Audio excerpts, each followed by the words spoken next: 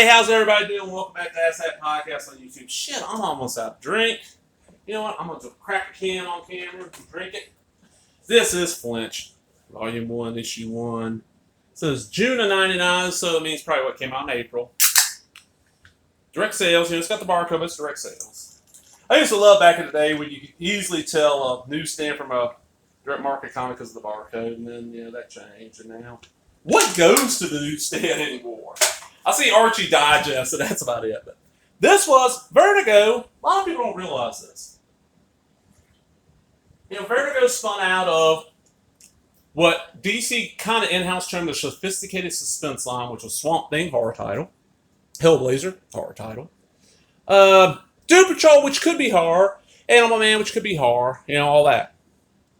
Well, later on they said, well, we do, there's a lot of great artists out there that just can't, they're too slow to do a monthly title, do, a full 20-page story, but they can do some short stories. Let's come up with a monthly horror anthology, the Vertigo Horror anthology.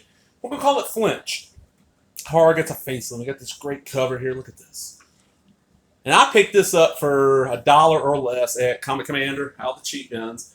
Remember the owner, was going through my comics, he's counting them. He's like, oh, good choice. And I picked it up for one reason. I'm looking at the cover, and I'm like, okay, Rich Barunden, I know the name, man. Jim Lee, I'm not a Jim Lee fan. Then I see Bruce Jones, fuck yeah. Bruce Jones, Twisted Tales, baby. And I see Richard Corbin, okay, I'm buying it. It's Richard Corbin, I'm a huge Richard Corbin fan. I hate that he passed. I would have loved to have met the guy. I'd love to own an original piece of Corbin art, but I ain't got that kind of money. Then we got Jen Van Meter, we got Frank Whiteley. You know how long it took me to realize that was a parody name? It's Quite Frankly. Alright, so let's open this up. This is monthly. Our first story here is Rocket Man with Richard Brunning doing the stories and letters, Jim Lee on the art. Mentions this ink and everything. And is this how Jim Lee looks when he inks himself? I want him to ink himself more because there's more storytelling shown in this 1, 2, 3, 4, 5, 6, 7, 8-page story than I've seen in hundreds of pages from Jim Lee. Because I read, his X-Men stuff. I read Hush. Oh, horrible. His Wildcat. There's more. It's just so good. I like the darkness. I like the wash of the colors. And this guy, he's spending almost all his money. See, the family's kind of poor on trying to create a rocket. So he's going to fly into space. And he's finally going to do it. You're going to be famous, ain't you, Dad? Even better, Cass. We're going to be rich. Your dad's dream's going to come true tonight, and the sky's the limit. Can I help you get ready? Of course, baby. All those tests, all those failures, they showed me what I needed. Finally, it's time. He straps on this suit, and he shoots off. Oh, my God, this is incredible. Look at me. I'm Cassie, Fran, Bill, where are you? Well, they'll see me once the smoke clears. They'll be so proud. I finally did it. I'm flying. Then we page turn, and nope. Larry, what the hell happened here? You're not going to believe this one, Ed. The neighbor said this guy who lived here, he was obsessed with trying to build himself a rocket suit. Say, what? A jetpack like in those old sci-fi stories. And it appears tonight he set it off. Oh, geez, what a fucking mess. You're telling me the wife's got third-degree burns head to foot, the boy's got half a face left, and a crushed chest, and the little girl, well, she ain't gonna make it through the night. And the Rocket Man, that's him over there. We'll be scraping off the garage for a week. So he blew up, and he thinks he's flying away. And second story, nice neighbor. This is Jim Van Meter, Frank Whiteley.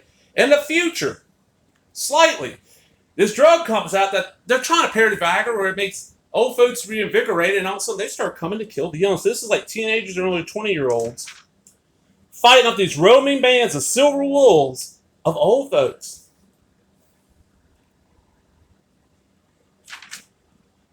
Just I love this idea. I never would have thought of this idea. It's so well done. It used to be a big joke, see? 60 years of marriage. Guy takes the stuff, shoots his wife because she doesn't want sex. Rigor for the members of the board. After 6 years, hell, I'd shoot her if she did. Does her rage surprise you? After decades of being ignored, neglected, sneered at, dehumanized, desexualized, what else should we have done? Maybe aging should be about stepping inside quality, right, Tori? Try stepping inside, will, or at least get some plastic surgery. Suspects in a 3-day spree of rapes and assaults targeting prostitutes. 2 men were shot when police returned to fire. Other reports suggest both men were using Rigora, in addition to steroid and testosterone compounds. And then we got our last story. Wolf Girl Eats. This is by Bruce Jones and Richard Corbin, and just gorgeous. Gorgeous. Oh man, so gorgeous art. Now I looked this up. This series is supposed to be monthly. It lasted 16 issues. I don't think the sales on it were too good. That's probably why it ended. Probably because anthologies never sell really well.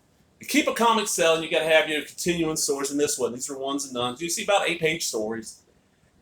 I can't find evidence of a trade or anything that's out there. If anybody watching knows if there's one, please let me know. Because if not, I'm going to go find all the other 15 issues, get this, and put them all together. And another thing I want to ask out there for the comments, because I'm getting ready to wrap this up. I know at one time there was a company that would do binding. They'd bind comics into hardcovers. It was like librarybinding.com or something like that. They don't do it anymore. Anybody out there know of a company that will bind stuff into a hardcover? I got some stuff I want to get bound.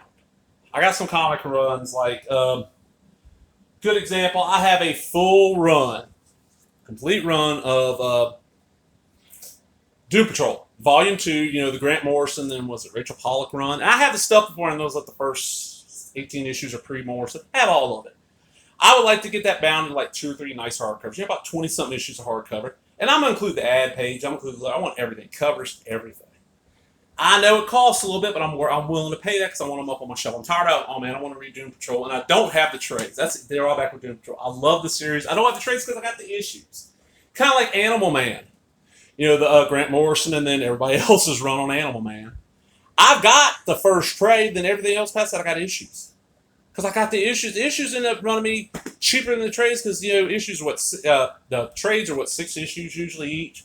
So... And I was picking up the issues for $0.25 to 50 cents. So 6 issues, were what, $3, under $3 sometimes. And the trades, $20. Well, hope y'all enjoyed it, man. If you did, give me that thumbs up, leave a comment, subscribe. Like I said, for comics, what's some other anthology, horror anthology, how much you really enjoy? I'm looking for more of these. I know about Dark Horse Presents. I know about Caliber Presents. I know about Negative Burn. I know some stuff. There's so many more out there I've never heard of. And I like independent, I like non-superhero anthologies. Horror really works for me. Yes, I know House of Mysteries, House of Secrets, all that stuff from DC. But more stuff like Flinch, Flinch read to me like DC going, hey, heavy metal's cool. Let's do our own version of heavy metal. It's all horror. All right, everybody. Laters.